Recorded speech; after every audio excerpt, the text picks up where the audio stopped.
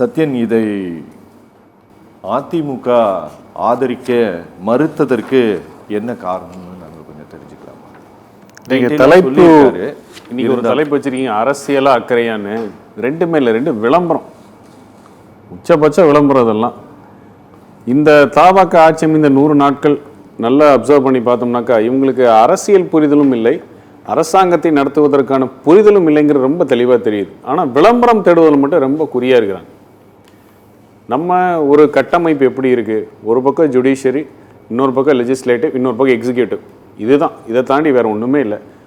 ஒரு இடத்துல நடக்கக்கூடிய விஷயத்தில் சேலஞ்ச் செய்யணும்னா இன்னொரு இடத்துல போய் சேலஞ்ச் செய்யணும் அப்படின்னு ஒரு மத்திய அரசாங்கம் கொண்டு வருகின்ற எந்த ஒரு திட்டத்தையும், ஒரு பில்லையும் லோக்சபாவில் ராஜ்யசபாலன்னு கொண்டு வராங்கன்னா அதை எதிர்த்து சட்டம் இயற்றக்கூடிய வரையறை மாநிலத்துக்கு கிடையாது. இந்த அடிப்படை கூட தெரியாமல் எப்படி ஆலோசகரை வச்சுருக்காங்க, யாரை வச்சுருக்காங்கன்னே தெரியல. ஆனால் இதை கொண்டு வருவதற்கான நோக்கம் சட்டமன்றத்தில் நம்மளாம் சொல்லுவோம்னா ஏன் புருஷனும் கச்சேரிக்கு போகிறான் அப்படிங்கிற மாதிரி ஒரு விளம்பர அரசியல் தான் இது. நாங்களும் பாருங்கள் தமிழ்நாட்டுக்காக பேசுகிறோம், நாமளும் தமிழ் உரிமைக்காக பேசுகிறோம் அப்படிங்கிற ஒரு போர்வையில் இவங்க பண்ணுற ஒரு கேலி கூத்தான நாடகம் தான் இது. இப்போ டீலிமிட்டேஷன் மத்திய அரசு யாருக்கு ரெஃபர் பண்ணி அமைச்சிருக்காங்க? ஜேபிசிக்கு போயிருக்கு, ஜாயின்ட் பார்லிமெண்ட்ரி கமிட்டிக்கு போயிருக்கு. இப்போ ஜாயின்ட் பார்லிமெண்ட்ரி கமிட்டியில் அனைத்து கட்சி சார்ந்தவர்களையும் கருத்து கேட்டு அவர்கள் அதோட கருத்தை பதிய வைத்து எத்தனை கருத்துக்கள் வந்தது, இதில் எது ஏற்புடையவை எது ஏற்புடையவில்லைன்னு சொல்லி அதுக்கப்புறம் ஒரு டிராஃப்ட் வரும். இந்த டிராஃப்ட்டுக்கு அப்புறம் லோக்சபாவில் போகும்போது அப்புறம் ராஜ்யசபாவில் வச்சு பாஸ் பண்ண போகுது. இதுக்கு முன்னாடியே டிராஃப்ட்டும் தெரியாது.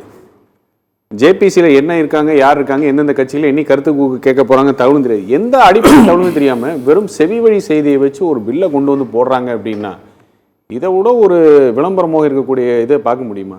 இந்த விளம்பரத்தினால தான் திமுக அழிஞ்சுது. திமுகவோட இன்னும் விளம்பர முகத்தில் அதிகமாக இருக்காங்க இவங்க. சார், தமிழ்நாடோடைய பிரதிநிதித்துவம் 7.18 விழுக்காடு. அது என்ன கணக்கு? 543 பேரில் 39 7.18. இந்த பிரதிநிதித்துவம் எக்காரணம் கொண்டும் மாறக்கூடாது. இது ஜாஸ்தியாச்சுன்னா சந்தோஷம், ஆனால் கம்மியாகக்கூடாது. அப்போ திராவிட முன்னேற்ற கழகம் இது ஒரு அனைத்து கட்சி கூட்டம் கூப்பிட்டாங்க. அந்த அனைத்து கட்சி கூட்டத்தில் எதிர்கட்சியாக போய் அதிமுக உட்காரும்போது கூட இதே கருத்தை தான் வச்சோம். அந்த கருத்தில் எந்த மாற்றமும் இல்லை. இது மத்திய அரசிடம் நீங்கள் கூட்டணியில் இருக்கீங்க, உங்களால் உத்தரவாதம் வாங்க முடியுமா அப்படின்னாங்க. அப்போ அமித்ஷா கூட நாடாளுமன்றத்திலே ஒரு தடவை சொன்னார், எந்த இடத்துலையும் பிரதிநிதித்துவம் கம்மியாகாது அப்படிங்கிற ஸ்டேட்மெண்ட்டும் வந்துருச்சு. அதோடு நிற்கிது. இப்போ அதன் தொடர்ச்சியாக வரக்கூடிய சமிகைகள் 835, 843, 850, 858 அந்த நம்பர் இன்னும் முடிவாகலை.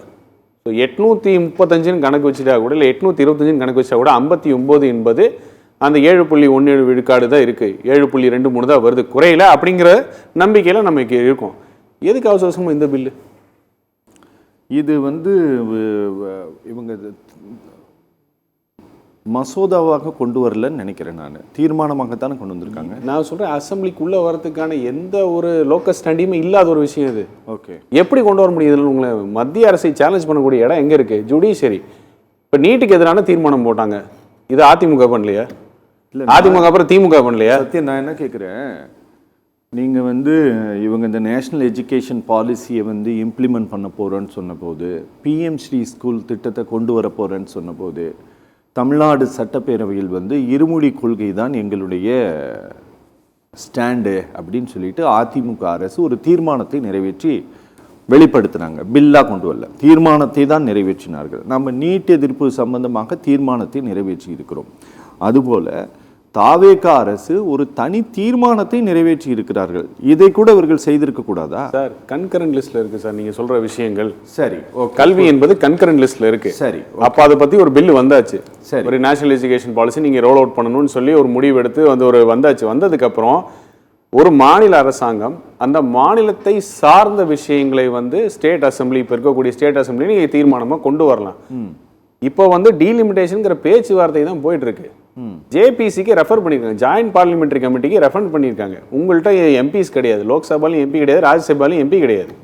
நீங்கள் தமிழ்நாட்டிலேருந்து யாரோ ஒரு ரெப்ரஸன்டேஷன் வேணால் அனுப்பலாம். எங்ககிட்ட எம்பிஸ் இல்லை, நாங்கள் ஒரு கமிட்டி ஃபார்ம் பண்ணி வச்சுருக்கோம் அதுக்காக நான் எங்கள் ரெப்ரஸன்டேட்டிவ் அனுப்புகிறேன், எங்கள் ரெப்ரஸன்டேஷனை கேளுங்க, எங்கேயும் ஜேபிசியில் எங்களையும் சேர்த்துக்குங்கன்னு வேணால் கேட்கலாம். ஓகே, போய் கருத்தை சொல்லலாம். எந்த ஒரு முகாந்திரமும் இல்லாம இது மாதிரி பண்ண முடியாதுங்கிறத சட்டமே சொல்லுது. ஓகே, நீங்க முகாந்திரமே இல்லாத விஷயத்தை கொண்டு வந்து அரசியலாக்க நினைக்கிறீங்க. நீங்க இது போல யாருமே கொண்டு வரல, எந்த ஸ்டேட்லயும் யாரும் கொண்டு வரல, யாருமே கொண்டு வர மாட்டாங்க. இது விவரம் தெரிஞ்சவங்க, அரசியல் புரிஞ்சவங்க, கவர்மெண்ட் எப்படி நடக்குன்னு தெரிஞ்சவங்க யாருமே இப்படி கொண்டு வர மாட்டாங்க. Okay okay. என்ன பண்ணிருப்பாங்கன்னா, சப்போஸ் இது உங்களுக்கு ஏற்புடையதாக இல்லை அப்படின்னா, ஒன்னா லோக்சபால தோத்துச்சுன்னா பில் வரப்போறது இல்லை, மாநிலங்கள் யாருமே கட்டுப்படணுங்கிற அவசியம் இல்லை.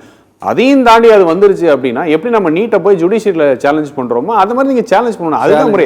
அதான் ஜுடிஷியரி, லெஜிஸ்லேட்டிவ், எக்ஸிக்யூட்டிவ், இதில் தான் உங்களுடைய கட்டமைப்பை நீங்க வந்து காய் நகர்த்தும். மாநில நலன் சார்ந்த விஷயம் ஏதாவது இது. இந்த அடிப்படை புரிதல் கூட இல்லாமல் எப்படி இந்த அரசாங்கம் இப்படி வேகமா எல்லாத்தையும் உளுந்தடிச்ச மாதிரி எதுக்கு இந்த வெத்து விளம்பரம்? ஓகே ஓகே சார், இன்னொரு அடிப்படை ஒரு கேள்வி. நீட்டுக்கு நான் உங்ககிட்ட திரு ஆதவர்ஜுனா வந்து இந்த மாதிரி ஒரு பில்லு திரும்ப கொண்டு வர போறாங்க, அப்போ கொண்டு வரும்போது திமுக வந்து வெளிநடப்பு செய்ய போகிறது அப்படின்ட்டு வெளிவரக்கூடிய தகவலுக்கு உங்களுடைய பதில் என்ன அப்படின்ட்டு சட்டமன்றத்தில் கேட்டார்.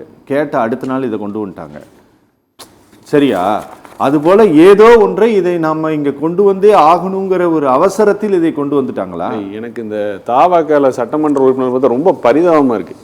சிரிக்கிறதா அழுகிறதானே தெரியல. இது வந்து தமிழ்நாட்டுக்கு எதிரானது. தமிழ்நாட்டிலேருந்து தென் இந்தியாவிலேருந்து எப்போ ஒரு பிரதமர் போகிறது, எப்போ நம்ம நாட்டை ஆளு செய்கிறது, வெறும் 5 ஸ்டேட் முடிவு பண்ணிச்சுன்னா இப்பவும் அப்படி தானே இருக்குது. 543 ஹிந்தி ஹாட்லைன் சொல்கிறதுல 330 MP. இப்போ யார் தீர்மானம் பண்ணுறா? ஆனால் கூட்டாட்சி தத்துவத்தோட மகத்துவம் என்ன? HD தேவகோட பிரதமராக வரலையா? PV நரசிம்மராவ் பிரதமராக வரலையா? வரலாறே சொல்லுமே, தமிழ்நாட்டிலேருந்து GK மூப்பனாருக்கு அப்படி ஒரு வாய்ப்பு வந்துன்னு வரலாறு சொல்லணும்ல. இப்போ இதுதான் அந்த கட்டமைப்பு. அந்த கட்டமைப்பில் எப்படி புரிஞ்சுக்கிட்டு நம்ம வேலை செய்கிறோம், எப்படி காய் நகர்த்துறோம் அப்படிங்கிறதான வெற்றி தோல்வி அப்படிங்கிறது. இது கூட புரியாமல் அங்கே போய் உட்காந்து சட்டமன்றத்தில் போய் உட்காந்து வெறும் பிரிவினை அரசியல் பேசிட்டு, இது அவர் சொன்ன ஸ்டேட்மெண்ட் ஏதாவது ஒரு மெரிட் இருக்கா சொன்னதில்ல? இல்லை இந்த டீலிமிட்டேஷன் பில் வராமல் இது 543 இருந்தால் இங்கே தென் இந்தியாவிலேருந்து ஒருத்தர் பிரதமராக்கி காமிச்சிருவார் அவர். ஓகே, அவரால் முடியுமா? அதை ஓகே காமிச்சிருவார் அவர். ஏதோ ஒரு மெரிட் வேண்டாம். நம்ம சொல்லக்கூடிய விஷயங்கள் மக்கள் நலன் சொல்லி இன்னைக்கு ஒரு மாணவனை வந்து காலேஜ் படிக்கிற மாணவனை கோயம்புத்தூர்ல ட்ரக்ஸை பத்தி சொன்னதுக்கு அடிச்சே கொண்டிருக்கிறானுங்க. ஒரு ஆட்டோலேருந்து இறங்கிய ஒரு மாணவியை வெட்டி கொண்டிருக்கிறாங்க. சட்ட ஒழுங்கு ரொம்ப கேவலமா இருக்கு. போதை தடுப்பு நேத்திக்கு போய் தான் ஒரு காலேஜ்ல இருந்து தொடக்கினாரு. ஆனா இன்னைக்கு காலையில் ஒரு மாணவனோட சாவுன்னு இருக்கு. மக்களோட அன்றாட பிரச்சனைகள் எவ்வளவோ இருக்கு. மேகதாது பிரச்சனைன்னு இருக்கு. குறுவை சாவடிக்கு தண்ணி வரல, விவசாயி வந்து நடுரோட்ல நிக்கிறாங்க. ஓகே, எவ்வளவோ கேள்விக்குறியான விஷயங்கள் இருக்கு. தமிழ்நாட்டிலிருந்து முதலீடுகள் சத்தம் இல்லாம வெளியே போகுது. ஆந்திர MP சட்டமன்றத்தில் கிண்டல் அடிக்கிறாரு. ஓகே, நீங்க எல்லாத்தையுமே தடை வந்துட்டே இருங்க, எல்லாம் எங்களுக்கு வரும், ரொம்ப சந்தோஷங்கிறாரு திமுகவை பார்த்து. ஓகே, எவ்வளவோ விஷயங்கள் இருக்கு. அன்றாட ப்ரையாரிட்டி லிஸ்ட் ஒன்று இருக்குல்ல, அது எதுவுமே தெரியாம சும்மா ஒரு விளம்பரத்துக்காக நாங்க இதை கொண்டு வந்துட்டோம், நாங்க அதை கொண்டு வந்துட்டோம் அப்படிங்கிறது இவர்களுக்கு புரிதல் சுத்தமாக இல்லைங்கிறது மட்டும் தெளிவா தெரியுது. முதல் கோணல் முற்றிலும் கோணல், அதற்கான துவக்கம் இது. ஓகே.